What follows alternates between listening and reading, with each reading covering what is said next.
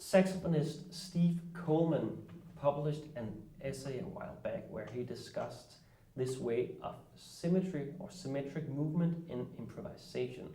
And he introduces two scales which generate notes in the same way, however in opposite directions. The first scale he uses puts two notes on the same starting point. So let's say a C. Now remember that we're going to have two series of notes in this series, so that means we have two notes here on the C. And the next steps following is actually just the chromatic scale. That means we move in half steps.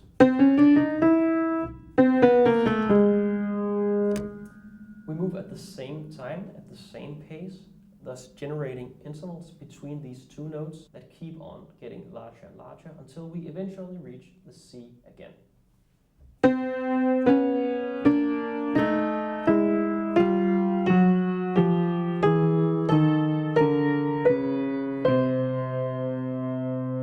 This is dualism. It is a series of notes generated in symmetric opposite directions, which means that at this point we don't need a certain theory to explain to us why, say, A flat is related to C in the same way that E is related to C.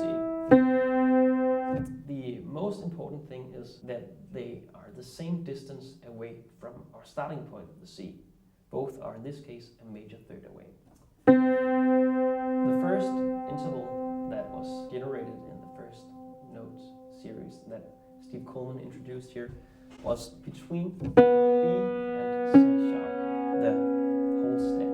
The next step is the major third, tritone, the minor sixth, the minor seventh, and the octave. The second spiral or note series that Steve Coleman talks about is the exact same concept, but the starting point is different from before. We have one series starting again on the note C. That would be the descending one going downward, but the ascending one going upwards would start with the C sharp. So this half step would be our first interval. Next one generated would be the minor third,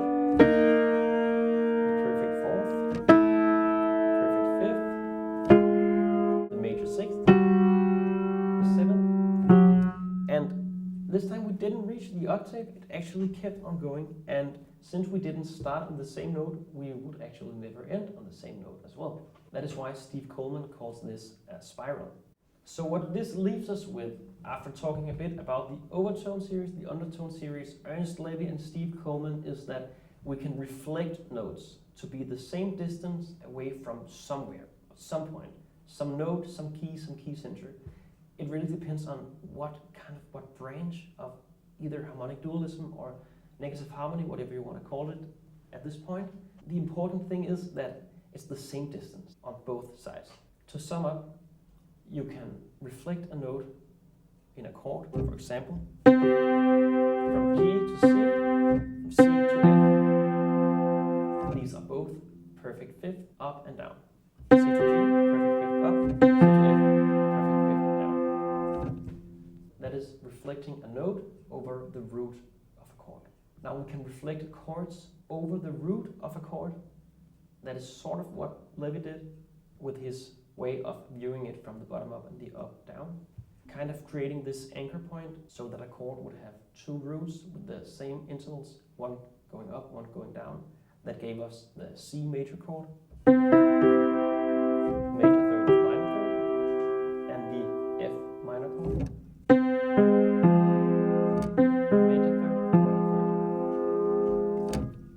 At this point, we'll stop using Levy's terms. Now we know that they are there, we know they have a name, we know what the name is, and we're going to leave it at that because it doesn't help us to understand negative harmony. What Levy helps us understand is that we can view chords from both sides to create context.